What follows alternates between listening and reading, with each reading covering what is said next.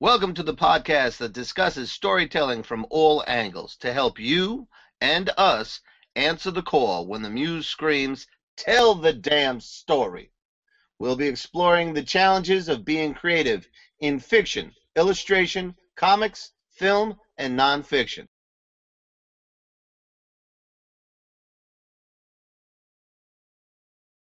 I work with the independent film company Phoenix Films, Right. and we're just finishing a film called Clandestine, where we really take a very close look at the effects of meth coming into a suburban community, and the cast read the script, and everyone understood how much we got right in that script. Kate McGrath wrote it, and the performances just elevated whatever roles they wanted to do.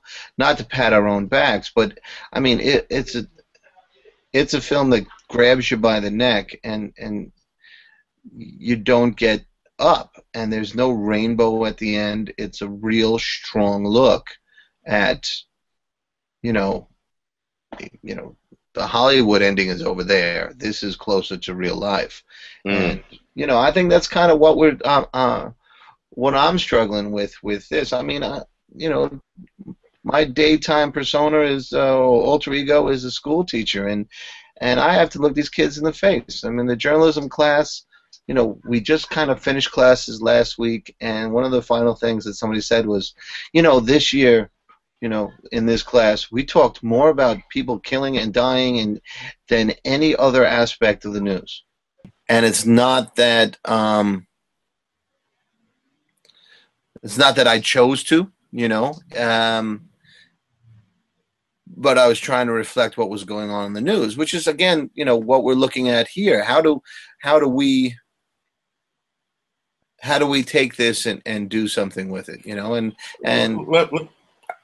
go, please. I'm sorry, I didn't. No, I was going to say let me just share this thought too. And also, we lost Tim again.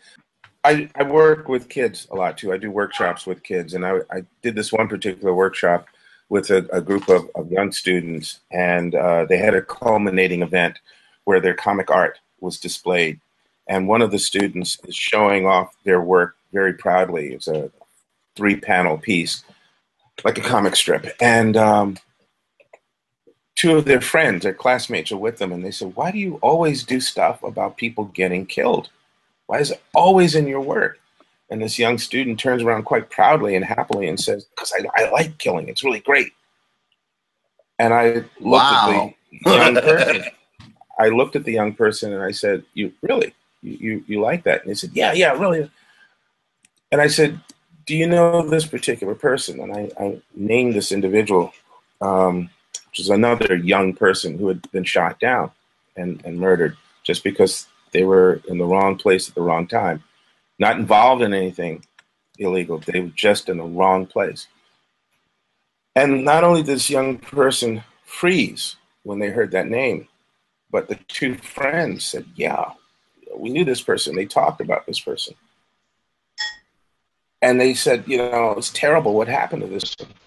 And you could see this child, his first child, who made that declaration about, yeah, killing is cool, suddenly just froze.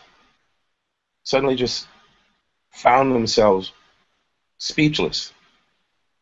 Because as it appeared, they had never connected whatever fantasy thrill that they were getting from that sort of thing with reality and someone in their life being taken like that. At least that's how it appeared, because this person had nothing that they could say to me or to their friends. It was literally, they just stood there and with this stunned expression on their face. And so, In that moment's yeah, a story. in that moment is a story, but also it's another declaration about the power of art, because that person had created that art that reflected that person's feelings, or at least their belief at that moment, But then others seeing that art generated that conversation, which caused, for whatever amount of time, certainly for that moment I was standing there, some sort of reflection and thought. So is that really what we're doing? Are we sculpting the future we want, one chisel, one little mark at a time, until from this rough and violent rock we form a thing of beauty, a more beautiful society? How's that for a tortured metaphor? I think Well, let Tim. I think yes and no. I think yes and no. It's ideally you want to be the one who aspires to at least for me, the person who I look to is Gene Roddenberry. Wow. I look to Gene Roddenberry, meaning that if you want to mold the future you want, you literally make a story about the future you want. Sure. That's what he did. That's what he's famous for. If you want to... And there's a direct line from that to Maddie, isn't it? To Maddie's Rocket? Absolutely, absolutely. Maddie's Rocket is a direct response to Lieutenant Uhura. Yeah. On a childhood, growing up, seeing this woman act, Nichelle Nichols. But also, it is a response to my daughter, my wife, my mother, being able to give them a female character who can operate in that kind of very, Jim Crow racist environment with spaceships, and have them operate within that. But at the same time, it's a non-subservient role too. Right. So on one end there's that, but at the same time, I'm a huge fan of Game of Thrones, which has absolutely no socially uplifting, redeeming quality. Oh, it's a oh my God, it's a burden. This show, being into this show is a torture. It doesn't pay to get too attached to anybody, because George takes them away. Well, let me ask you a question about that, okay? Alex, I don't know if you watch Game of Thrones, but absolutely not. Okay, so now what Tim says here just said, the conceit with George R.R. Martin is that it's an inversion of the fantasy genre. So instead of being able to follow a favorite character throughout several books and adventures, one of the things you can count on with Game of Thrones is if you get attached to somebody, that guy's going to go.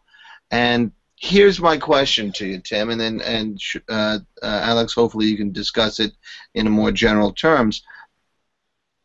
I had the same problem with the comic book version of Walking Dead. Right. And here's what I think. And I've written a couple of blogs about this. In both cases, in all cases, I think we as creatives, if we're storytellers, we are cutting a deal with the audience. We're saying that we have something that's worth your time, right? And these characters are worth watching. To say that and then have an audience follow you for an extended amount of time, only for you as the creative to cut that arc they were following, kill that character they were following, without a organic reason other than life sucks. It seems to me after a while, I know you're laughing, but I take this stuff kind of seriously. It seems to me to be a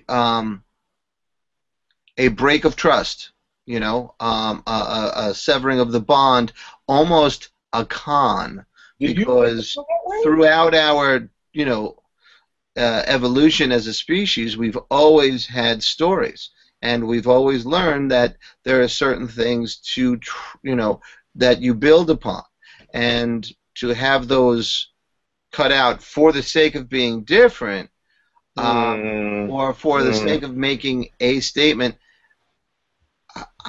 I wonder if it's a violation of a sacred bond between you go first, Tim. and audience. Yeah.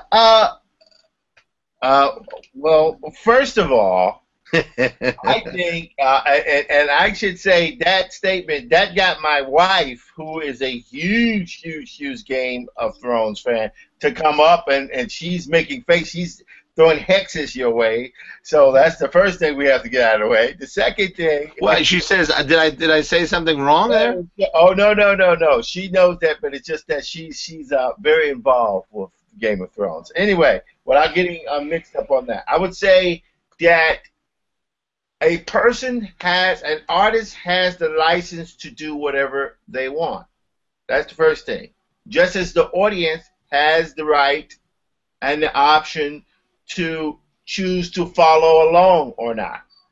The best thing about Game of Thrones, to me, is that even when a character goes, there at least is a consistent level of the brutality cuts all. You can be a child, you can be a woman, you can be a man, you can be straight, you can be gay, you can be a dragon. Everybody's going to get brutalized. So that's why I love Game of Thrones. However, on the other hand, Sin City, right? The first Sin City to me was brilliant. Loved it. Loved Marv, loved the character, and then Miller killed him at the end. Right. But he became popular, so then Yeah, but Flashback City, yeah, which was a that's cheat. what I'm saying. It seemed like God. unlike many people, I never cared for any of the Sin Cities afterwards. I never could get into it, and I say that for me because it didn't seem. Well, It didn't seem. Wait a minute. Okay, guys. You're, and I love it. I love what's going on here. I just want to get my 2 cents in. Two things. One, to quote a line from Sin City, there's wrong, and then there's this. You remember that line? all right. Okay, it's a great line. And I thought of that line as you were talking about this because Hollywood and storytelling and books, but particularly films, have evolved the gimmick to the point of, I mean, redundancy doesn't even begin to touch on it. For instance, there was a period in Hollywood when you did not show sex because it wasn't socially acceptable. So you had wind blowing curtains, and you had cameras rising up, and you had water washing over, and you had symbolism and all. And then somewhere in the 60s, we decided, oh, we can bang everybody in front of the camera we want. This is fine. As a matter of fact, a film can have no plot, weak characters, and go on far too long. But as long as we're showing enough TNA, we'll shoot that thing, and we'll spend several $100,000 or $1 million on that film. We will start out with a slasher film where there's only a few people who die, and that'll make so much money that we'll make 9 sequels to it. And we will forget that the lead character, initially, the sin that this character created that got it killed, that then bring it back as a demon, is that it attacked and raped and killed children. But over a 9-year period or a 10-year period, not only will we do multiple films about this character will become a fun Halloween costume character for the children. So gimmick, money. That's, and let's keep escalating. Let's keep the brutality and the violence escalating. But we are, as we keep repeating, all about telling the damn story. So which is what they're doing too, as far as they're concerned. And I guess what I'm trying to do is draw the line between what there's I don't want to call them sellouts or anybody. There's those who want to be popular, and then there's those who want to tell the damn story. I think originally J.R.R. Martin wrote those, and then Hollywood came a-calling, and he wanted to invert the fantasy and all that sort of stuff. But I think he violates a basic bond or promise to the audience, and it gets to what you were talking about, which is gimmick. If you just say, I'm going to invert this, is that an organic story decision? Okay. I'm going to say, I'm sorry, because we started out talking about violence and the impact or influence it has on us as artists. And I think that if you can sit and justify that kind of violence as entertainment, then you speak on exactly why we will continue to have that. And then we can choose to look at or not look at how maybe that influences or affects us because we have certain moral standings or ethics or codes or whatever the heck it is we live by. But let's not look at how that's affecting a whole nother group of people or a generation of people and what they are now accepting in reality as okay. Well, because there's no margin anymore that we grew up with. I guess what I'm trying to meander towards is that, especially in the face of a more violent time, or a time that is maybe as violent as it used to be, but it's being captured more on smartphones and stuff, storytellers, creatives might have an even stronger moral obligation. Some of us will. To give and some hope. Of us won't. And I guess so. And I think, whether it helps or hurts me, I think I fall on the side that has to extend some hope. Go ahead, Tim. I have to say this. I love Game of Thrones. I've never read the books. But the show, as a narrative piece, I love it. And when I compare it, the first thing I compare it to is Lord of the Rings, which never read the books, just looking at the movies. And I can't even watch the Lord of the Rings movies anymore because there's such a kind of disconnect from a kind of a plausible physics reality. It's like, okay, so you have a massive orc army of 1 million warriors, all bloodthirsty, and you have 20 soldiers come and they can destroy all of them. It didn't make sense to me. Whereas in the Game of Thrones, careful now. Game of Thrones, I go back just 2 episodes. I won't go into. Let's just say it's called Hardhome. Sure. That was like, oh, that's the way that would really happen. Yeah, but see, now there you said it right there. You said it right there. Let me say this.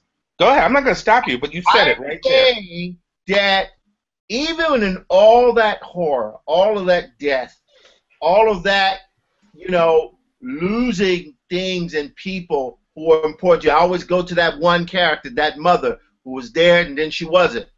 Then she was back again, but not the way you remembered her. I always go, William Shakespeare did a story about a man who made a deal with a witch to become powerful. He killed his friends. He killed everybody. Macbeth, they teach it in high schools. It is one of the most violent stories ever created. George R.R. Martin, God bless him, is following in the grand tradition of bloodthirsty, I can't use the word profanity, but bloodthirsty royals, bloodthirsty politicians. It's House of Cards with blood and armor, and I love it. I'm sorry. Dragons. Okay, like I said right there. I'm not saying that I don't love it. It's just more of a struggle. Go ahead, Alex. Oh, there's nothing but struggle in it. That's you right. Yeah, but I'm going to say right there. And again, this is where either we differ, Tim, or we're the same, but we just approach things, the way we approach them. You talked about hope, and I look at that, and I look at the popularity of that show, and I don't see hope there. True, which is why I struggle. And what you just said about, this is how it would really go down. I don't need a preponderance of entertainment to tell me how real life can be. I don't need a preponderance of entertainment to tell me that we're always going to lose, that we're always going to be in pain, that body counts don't matter. Baltimore or Ferguson or Stanford. Okay, I don't need. Real life is already doing that. Real life is already saying, here it is. When your parents die, they don't come back. Okay? When your friend dies of an overdose, they don't come back. When a 13-year-old girl with so much promise in her life dies because some fool pulled a trigger because he had to prove something, they don't come back. I already know that. So, for me, I would like a healthy serving of hope as well as reality, not a preponderance, a banquet, an orgy of despair and anger. For me, there isn't a however. For you, there is. Dude, I have been drawing blackjack. I have done 51 pages of blackjack. This man, who I love the character, is one of the most brutal killers. No, that's how you see him.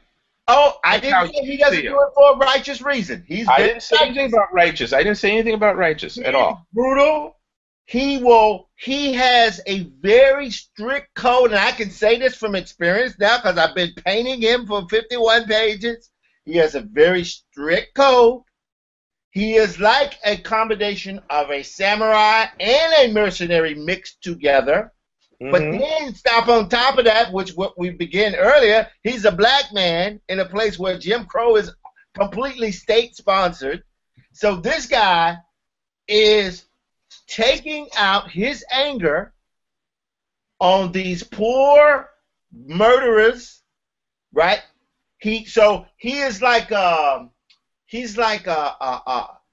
he is in that environment. It's almost like he can justify what he does. He has to be a mercenary. And that is what's so beautiful about blackjack, because like Game of Thrones, I apologize to you, Alex, it's exploitation. And here's what I'm going to say to you, Tim. Here's what I'm going to say to you about this. It's muscles. It's this. Here's what I'm going to say to you about this, Tim. Okay? Everything that you just said, from your point of view, is accurate. Right. But if I were to take the point of view you issued a little while ago, yes, Aaron would have been dead a long time ago. Aaron can't die. He would be excuse me. He absolutely can die. And in the situations I put him in, entire probabilities the boy wouldn't have lasted 1 or 2 adventures. Absolutely.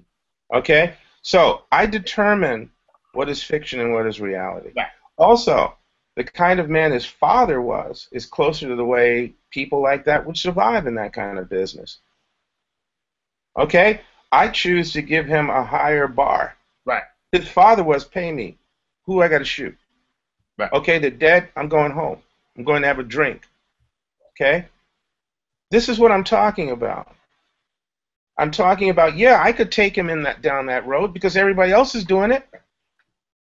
That's not the character I created. And how you perceive of him during those battles and so forth, that's fine. You're the artist. You're drawing it. But that's not him in my head. Oh, no, and I get that. And I know you get that. I'm just making it clear that, again, how we come to the table, this is whatever the project is important. Agreed. But this is why I think this new graphic novel, for me, of having now read the other blackjack books, and that's why the new book, because it really goes into his past. Mm-hmm. So we see Matthew, we see the childhood, we see the guy who's coming on. It's kind of, he's there, but he's not, the father. We see the mother, we see the sister. I'm just saying that Aaron has a higher code than his father, just as you're saying. I'm saying that the character, and yes, may Aaron live forever. The thing I love about, and of course, my job, frankly, is to, allows me to take a kind of Corbin-esque joy in dishing out like brutal justice. Meaning, when Aaron breaks bones, he does. Mm-hmm. He does that. It's like it's visceral exploitation, but with a heart. How about that? Chris? I always see Aaron as um, assessing the morality of the situation. Absolutely. And when he's absolutely sure what's just, then he delivers it with no quarter given and very little mercy. And he delivers what they, I mean, he reminds me a lot of some of the best Spectre stories, not in any supernatural aspect, but in the almost Old Testament style of retribution and that kind of harsh justice. But he always one of the keys with Aaron Day / Blackjack is you see them, whoever's about to get punished, makes them very clear that they deserve what's about to come to them. There's a scene in Leap of Faith where Aaron and Which is a story you wrote, are going to see a gangster, and in just a few little lines, it is very clear that the people blocking his way, he's outgunned and outnumbered, and he just goes about handing them all their buttocks and taking away their weapons. And he goes to see Lucky Luciano and dumps the bag of guns onto Lucky's desk and say, "I believe these are yours." The point being, he didn't have to kill those people, but damn sure they weren't going to get the drop on him, with their weapons. I think that points to two things. One, that I am more comfortable in an arena where I can see the moral judgments being made and paid off. And while I'm fascinated by Game of Thrones, I do struggle with it more because there is less justice. There is less. The scales are tipped in one favor, in the favor of the rich and the powerful and all that sort of stuff. And it is far, far too close to reality, even in its fantastic world. But perhaps this is George R. Martin's way of distilling what he sees and what we see in America. And maybe that's his way of telling the damn story. It is. And that's what each and every one of us have to do, even in the face of this horror. Go tell the damn story. Tell the damn story. And on that, we say good night. Best day. If you want to hear more about the show or any of us, go to tellthedamnstory.com.